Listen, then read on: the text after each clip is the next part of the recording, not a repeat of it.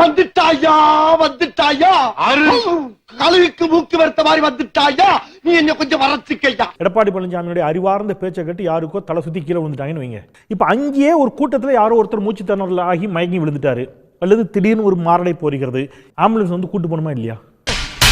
நீ கேட்ட ஒவ்வொரு கேள்வி என்ன செருப்பால அடிச்ச மாதிரி இருக்குடா. மாதிரி இல்ல, உண்மையிலே செருப்பால தான் அடிச்சது.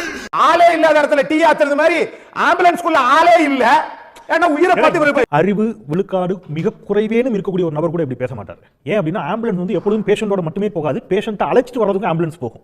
இந்த ஈன பொழப்புக்கு பேசாம எங்கயாவது போய் ஒரு 10,000 பேர் 20,000 பேர் குழுமி இருக்கக்கூடிய ஒரு கூட்டத்துல இவ்வளவு பேர் நீங்க நடுவுல போங்க அப்படின்னு சொன்னா இது என்ன புதுசா? திமுக இது வரைக்கும் இந்த மாதிரி நடந்தது இல்ல. ஆனா இது ஒரு ஆம்புலன்ஸ் கலாச்சாரத்தை தமிழ்நாட்டுல கொண்டு வரீங்களே. ஆம்புலன்ஸ் 108 ஆம்புலன்ஸ் வந்து விபத்து நடந்த இடம் அல்லது தேவைப்படும் நோயாளிகளுடைய இடத்திலிருந்து மருத்துவமனைக்கு மட்டும்தான் போக முடியும். வேற எங்கேயுமே நடுவில் நிறுத்தவே முடியாது. அவங்களால டீ குடிக்கிறேன் அதுக்கு இதுக்கு எல்லாம் நிறுத்த முடியாது, பாதையும் மாற்ற முடியாது. 108 வந்து ஜிபிஎஸ் கண்ட்ரோல்டு. ஒரு மூவ்மெண்ட்டும் அதை வந்து கண்காணிக்கப்படுது. ஒரு பேஷண்ட்னுடைய ரெக்கார்டும் லாக் ஆயிருக்கு. இப்போ இந்த பர்டிகுலர் ஆம்புலன்ஸ் வந்து எந்த பேஷண்ட்டை பிக்கப் பண்றதுக்காக எத்தனை மணிக்கு அவர்களுக்கு டெலிஃபோன் வந்தது, எந்த பேஷண்ட்டை எந்த நேரத்தில் போய் அவர்களுடைய வீட்டை ரீச் பண்றாங்க, அங்கிருந்து எந்த மருத்துவமனைக்கு எடுத்துட்டு போறாங்க, எல்லாமே லாக்டு. சொல்றது கரெக்ட் தானே. ஆகவே ஆம்புலன்ஸ் வந்து நீங்க வேற எந்தவித நோக்கத்துக்காகவும் வந்து பயன்படுத்த முடியாது. 108 குத்துனா பெரிய பீட்ரு இவரு, ஒண்ணு தெரியும் சொல்லு இல்லன்னா தெரியாதுன்னு சொல்லு, எல்லாமே தெரிஞ்ச மாதிரி பில்டப் கொடுக்குறாங்க. பயன்படுத்தினாலும் அதை ஈஸியா கண்டுபிடிச்சிடலாம். ஆகவே அதை வந்து அரசியல் நோக்கங்களுக்காக பயன்படுத்துறாங்கன்றது நம்புறதுக்கு கஷ்டமா இருக்கு. கேட்டுக்க. ஆம்புலன்ஸ் வந்தால் உலகத்துல எந்த நாடா இருந்தாலும் எந்தவித டிராபிக்கா இருந்தாலும் எந்த கேள்வியும் கேட்காமல் வழிவிட வேண்டும் என்ற ஒரு இன்டர்நேஷனல் கன்வென்ஷனே இருக்கு. எப்படி சிக்கிரிக்கம் பாத்தியாப்பா. Vienna convention on road traffic 1968 அதுல 80 நாடுகள் வந்து சைன் பண்ணிருக்காங்க. பிரையாரிட்டி வெஹிக்கிள்ஸ்னா 3 வெஹிக்கிள்ஸ் சொல்றாங்க. ஆம்புலன்ஸ், தீ அணைப்பு, காவல்துறை. இவர்கள் வந்து ப்ளூ சைரன் வைத்துக் கொண்டிருந்தால், ப்ளூ லைட் வைத்துக் கொண்டு சைரன் இருந்தால் எல்லா வெஹிக்கிளும் வந்து ஒதுங்கி வழிவிட வேண்டும். என்னடா சொல்ற? நீ வேணா கேட்டு பாரு. சில நாடுகள்ல வந்து இடது பக்கமாக ஒதுங்கி வழிவிட வேண்டும், சில நாடுகள்ல வந்து வலது பக்கமாக ஒதுங்கி வழிவிட வேண்டும். இந்தியாவில் வந்து மோட்டார் வெஹிக்கிள் ஆக்ட் வந்து என்ன சொல்லுதுன்னா, பிரையாரிட்டி வெஹிக்கிள்ஸ்க்கு நீங்க வழிவிடலன்னா சட்டப்படி குற்றம். கரெக்டா சொல்றானே. அது தண்டிக்கக்கூடிய குற்றம். 10,000 rupees ஃபைன் வேற ஏதோ இருக்கு அதுல அந்த செக்ஷன்ல. ஆகவே ஒரு ஆம்புலன்ஸ் வரும்போது மற்ற எந்த விஷயங்களையும் கேட்காமல் ஃபர்ஸ்ட் அந்த ஆம்புலன்ஸ்க்கு வழி விட்டுட்டு அதுக்கப்புறம் மீதி கேள்விகள் எல்லாம் நம்ம கேட்கலாம். தவிர ஆம்புலன்ஸ் வர நோக்கத்தையே வந்து கேள்வி கேட்கறது வந்து மருத்துவத்துறையே கொஞ்சம் கேள்வி கேட்கற மாதிரி இருக்கு. டேய், இவன் வேற என்னை ரொம்ப டார்ச்சர் பண்றான்டா. இந்த 108 ஆம்புலன்ஸ் உடைய ட்ராக் ரெக்கார்டு எனக்கு தெரியும்.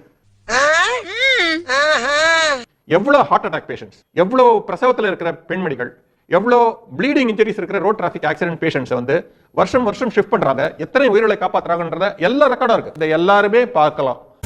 சொல்றா என்ன நம்ம பேசுறா ஏதாவது பேசுறா. ஆகவே 108 ஆம்புலன்ஸ்னுடைய மூவ்மெண்ட் வந்து யாரும் பொலிட்டிக்கலா வந்து இன்டர்பிரேட் பண்ண வேண்டாம் என்று மிக பணிவுடன் கேட்டுக்கொள்கிறேன்.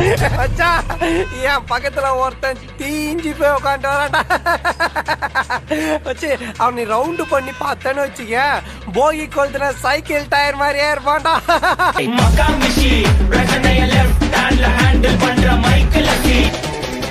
வந்துட்டாயா வந்துட்டாயா. அம்மா ஆளை பார்த்தா ரொம்ப படர்ந்து இருக்கானே, இவனுக்கு பேச்சை கேட்டு நம்மள என்ன பண்ண போறாரும்.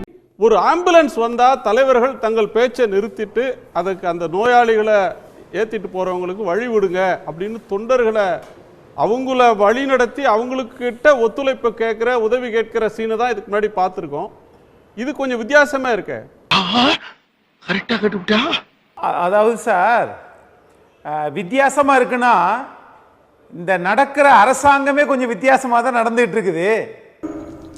என்ன உளறுகிறாய்? காவல்துறையிடம் அனுமதி வாங்கித்தானே மாண்புமிகு எதிர்க்கட்சி தலைவர் அதிமுக ஒரு கூட்டம் போடுறாங்க. அப்படின்னா காவல்துறை அனுமதி வாங்கிருச்சு அப்படின்னா அந்த இடத்துல அதுக்கு மாற்று வழி ஏற்பாடு செய்து தர வேண்டியது தமிழக காவல்துறையினுடைய கடமை இல்லையா? ஒரு 10,000 பேர் 20,000 பேர் குழுமி இருக்கக்கூடிய ஒரு கூட்டத்தில் இவ்வளவு பேர் நீங்க நடுவுல போங்க அப்படின்னு சொன்னா இது இது என்ன புதுசா? திமுக இது வரைக்கும் இந்த மாதிரி நடந்தது இல்லை. ஆனா இது ஒரு ஆம்புலன்ஸ் கலாச்சாரத்தை தமிழ்நாட்டுல கொண்டு வர்றீங்களே, மென்டல். இதுதான் முதல் முறையா? இல்லையே சார், 30 முறை இந்த மாதிரி வந்திருக்குது. அப்படின்னா என்ன அர்த்தம்னா, நீங்க மக்கள் கூடுவதை உங்களுக்கு தாங்கிக் கொள்ள முடியவில்லை. ஏண்டா அறிவு கேட்டவனே, அறிவு இருக்கா உனக்கு? மடப்பல, முட்டாப்பல, சோத்த திங்கிறியா? சோத்த விட்டு லட்டிய திங்கிறியா? சோத்த தான் திங்கிறேன். ஏப்பா அடிக்கிற? அடிக்காம என்ன பண்றது? கொல்லத்தாயா? இல்ல திரு அக்னீஸ்வரன், ஒரு 100 ஏக்கர் திடல்ல, ஒரு மைதானத்துல, ஒரு வள்ளலார் மைதானத்துல, திலகர் திடல்ல, கடற்கரை தீவு திடல்ல, இந்த மாதிரி திடல்கள்ல கூட்டம் நடந்துச்சுன்னா ஆம்புலன்ஸ் வராது. விடு மச்சான், உனக்கு நேரமே சரியில்லடா. நேரெல்லாம் நல்லா தான் இருக்குது, சேர்க்கை சரியில்லடா. ஒரு முச்சந்தியில 4 ரோடு போற இடங்கள்ல, பிரதானமான சாலைகள்ல நின்று அந்த வேற வேன்ல பேசும்போது டிராபிக் பிளாக் ஆகுது. அந்த வழியா போறப்ப ஆம்புலன்ஸ் வர்றது இயற்கை தானே? சர்ச்சைக்குரிய கேள்வி, சாமர்த்தியமான பதில். ரோட்ல கூட்டம் போட்டுட்டு ஆம்புலன்ஸ் வந்தா ஏன் ஆம்புலன்ஸ் வருது, நாங்க தான் மீட்டிங் பெர்மிஷன் போட்டு வாங்கி தானே நடத்துறோம்னு சொல்றது என்ன லாஜிக்? என்ன இப்படி ட்விஸ்ட் ஆகி போச்சு? இப்போ நான் கொடுக்குறேன்டா ட்விஸ்ட். கொஞ்சம் லூஸ் விடுங்கப்பா. இப்ப இப்படி வச்சுக்கிறோமே, தமிழ்நாட்டுல அதிமுக திமுக தான்.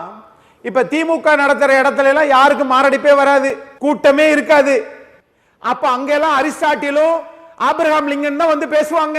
என்ன சார் இது? ஆம்புலன்ஸ் வந்துச்சு, முதலமைச்சரும் துணை முதலமைச்சரும் வழிவிட சொன்னார்கள். வீடியோ எடுத்து ப்ளே பண்ணி காட்டட்டுமா? பொறுங்க. முதலமைச்சரும் துணை முதலமைச்சரும் பரவாயில்ல என்று சொன்ன வீடியோ நான் ப்ளே பண்ணுங்க. ஆம்புலன்ஸ்க்கு வழி விட்டுருங்க. ஆம்புலன்ஸ்க்கு வழி விட்டுருங்க. வழி விட்டுருங்க. நம்ம தோழர்கள் ஆம்புலன்ஸ் வழி விட்டுருங்க. வழி விட்டுருங்க.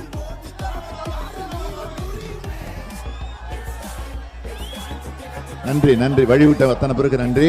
இதான் திமுக. ஆம்புலன்ஸ்க்கு வழி விட்டுருங்க.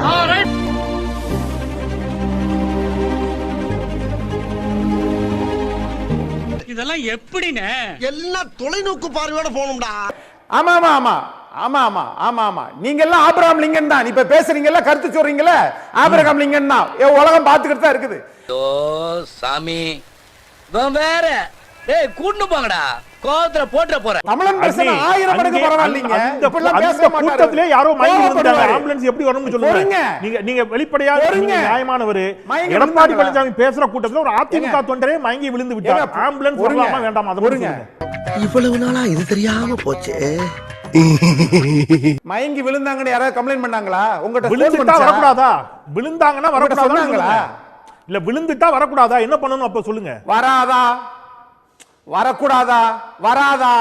ஆபிரகாம் லிங்கனா? இதெல்லாம் எதுக்குன்ற? அப்போ நீங்க உங்களுடைய சுதந்திரமா பேசணும் என்பதற்காக திமுகவை விட அதிகமாக உணர்ச்சி வசப்படுகிறீர்களே. எனக்கு அதுதான் வேதனையா இருக்குது. ராசையா எப்படிப்பா அப்படி எல்லாம் பொறு? அதுக்கு இல்ல ராசையா, அவனுக்கு கிடைக்காதுடா. நான் இருக்கல, அழக்கூடாதா நண்பா? போதுப்பா. நண்பா யோகத்துல பால வாச்சிட்டோம். அது ஒரு உயிரின் மீது இருக்கக்கூடிய பற்று. மாரடைப்பு வராதா? ஆடேங்கப்பா. ஆமா. நீங்க எல்லாம் வடலூர் வள்ளலார சார்ந்தவங்க தான். உயிரின் மீது இருக்கிற பற்று, பாசம்.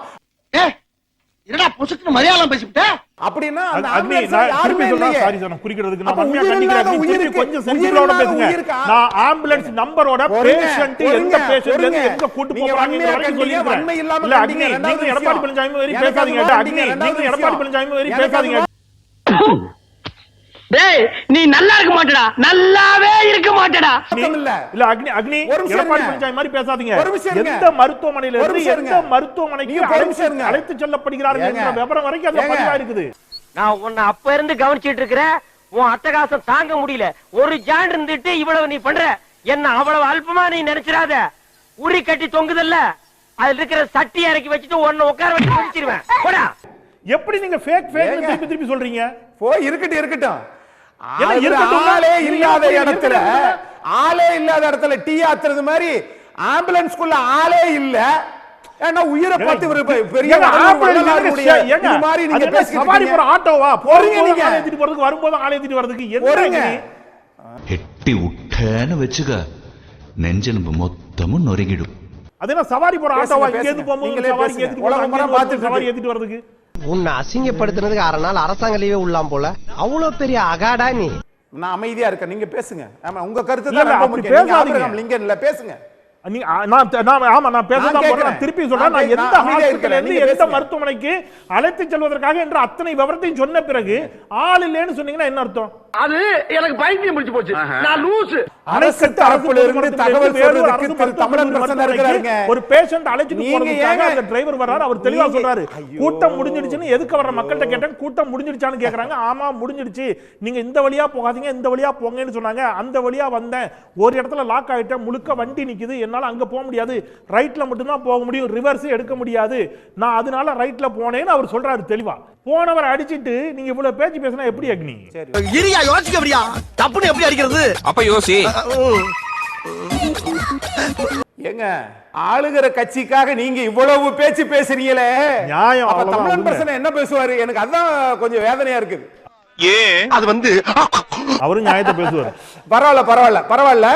ஆனா ஆட்சி மாறிட்டனாலும் இதே மாதிரி தான் நீங்க பேசுவீங்க. அதுக்கு அடுத்த ஆட்சிக்கு எங்களுக்கு அப்படி பேச தெரியாது. ஆனால் நான் ஒன்றை சொல்லுகிறேன், நீங்க அந்த ஆம்புலன்ஸ் போகுது இல்லையா, அந்த ஆம்புலன்ஸ்ல ஆள் இருந்ததா இல்லையா? விவரமா கேள்வி கேட்டா வெட்ட போங்கடா. என்னால அந்த இப்படி 30 தடவை ஆம்புலன்ஸ் போகுமா? என்னங்க உங்களுக்கு பயம்? உங்களுக்கு என்னங்க பயம்? உங்களுக்கு என்னங்க பயம்? அனுப்புறோங்க. நான் ஒண்ணு. ரெண்டாவது, அது நீங்களே போங்க அந்த ஆம்புலன்ஸ்ல. எனக்கு நிறைய வேலை இருக்கு, நான் ரொம்ப பிஸி.